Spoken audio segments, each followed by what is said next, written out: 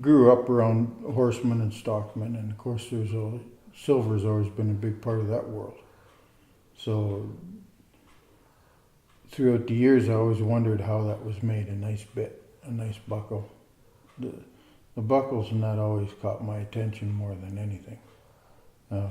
I guess because they were a sign of achievement in the Western world. And then I had a great grandmother that was straight from England, and she had this incredible silver teapot, handmade teapot in her china cabinet. And I remember being a kid looking at that thing, wondering how a man could make something like that. Had an opportunity to take a little 3-week course in silversmithing at nights, 2 nights a week, and that was kind of the start. It was all about jewelry. Like so many things in the Western world, there was nobody teaching. There was nobody that would show you anything like that. So this was a little course on making silver jewelry, which, when I look back on it, there was a few little things in there that I could take out of that to use in this world, but not many. But it was enough to get me going, enough to get some of the basics to start anyway. There comes different times in your career where you define where you're going to go. And for me, I can remember I'd been silversmithing for probably about 5 years, and I was doing a ton of rodeo buckles, team roping and rodeo and stuff like that. And I could see in the world that there was more mechanization out there. There was more technology to produce production buckles. And I was actually competing against some of those companies. So I'm in a shop by myself, building buckles for a rodeo, 25 of them or 10 of them or whatever size the rodeo was. And I'm thinking, I'm selling my buckle for about the same price the production guys are selling theirs for. So who's winning this game? I had to make the decision. I was either going to learn everything I could about the trade and do fine work, or I was going to head down the production route and find a way to get funded to buy the equipment to start a production company. And being that I always like to be creative, being like I always like to build things no matter what, I knew the production stuff wouldn't hold my interest for long. When you stand in front of a machine for 8 hours a day, turning out the same part over and over and over, it's not where I wanted to be. It's not why I got into silver work. My decision was I had to learn everything I could learn about the trade.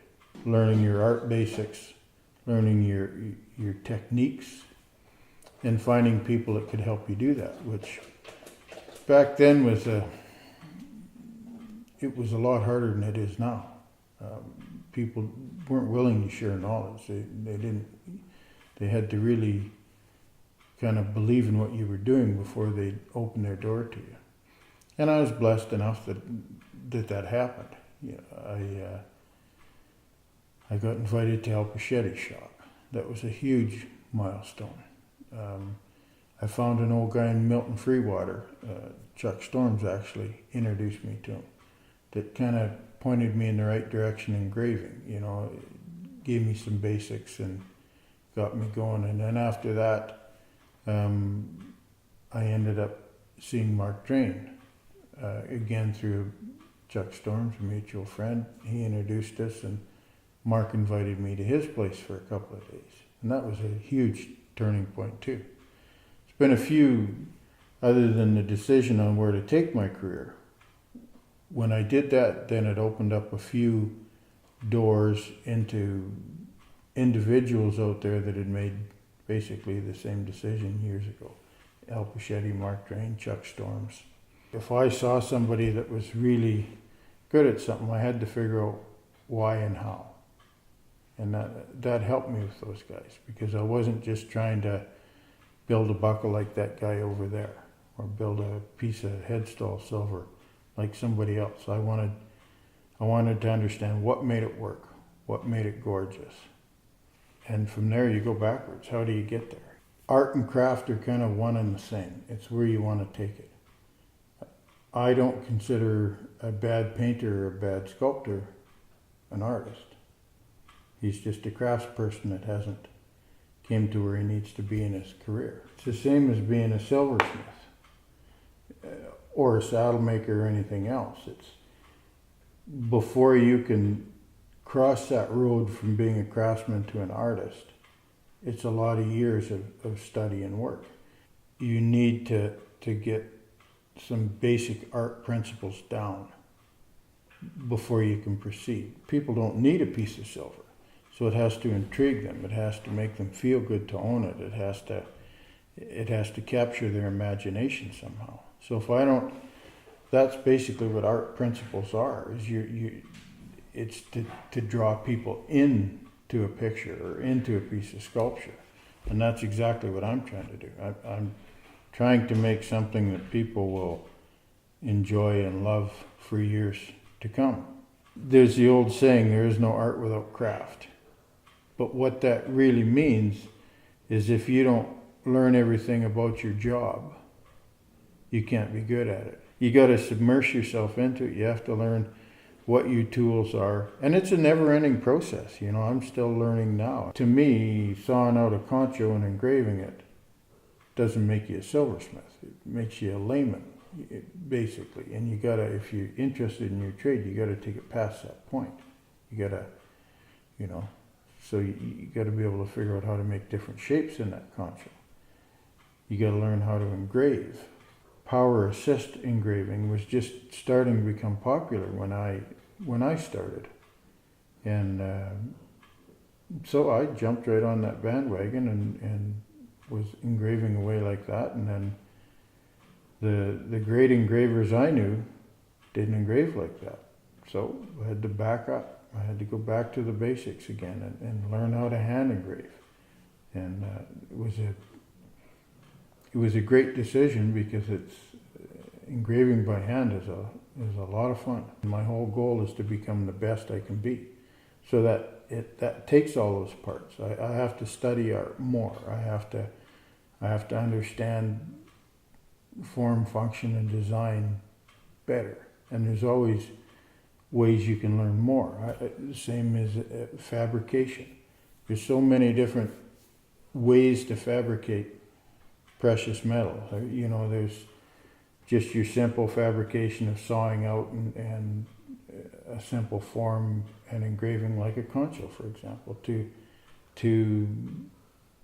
complicated forms where you're spinning the metal or your form, you're raising it with a hammer, or you're shaping it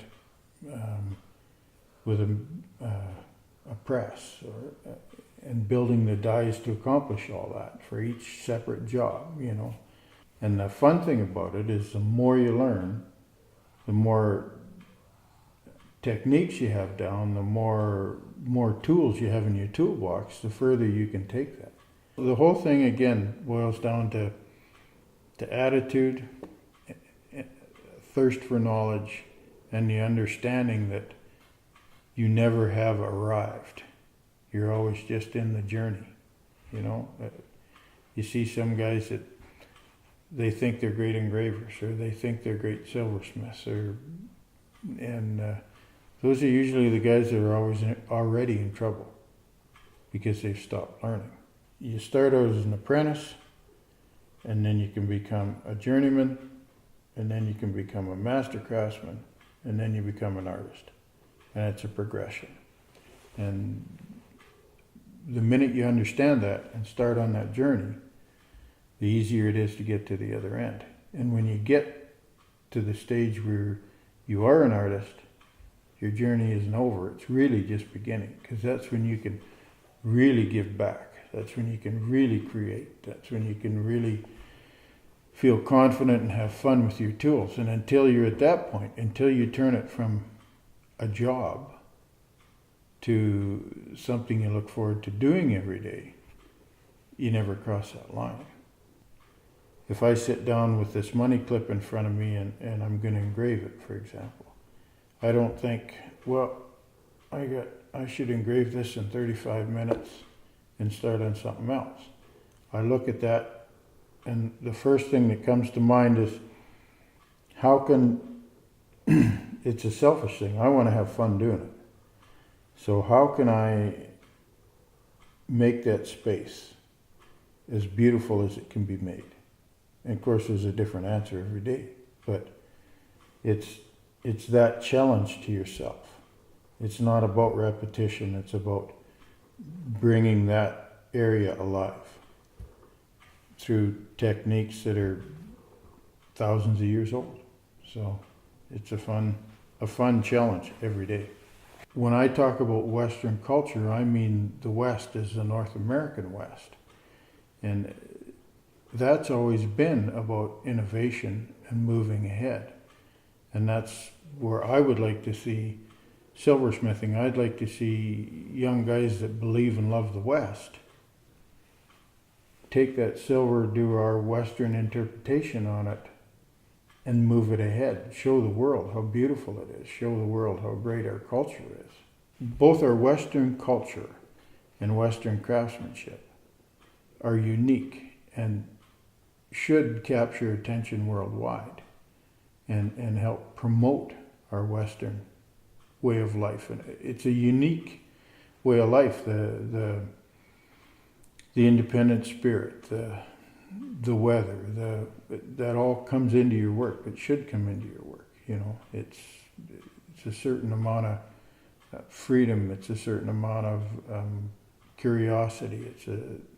That's what the West is all about to me, and that's what I want to bring into my work, and that's where I'd like to see Western silver work go. I would like it to become classical and represent our culture and give people pleasure and just basically keep moving ahead like the West has always moved ahead.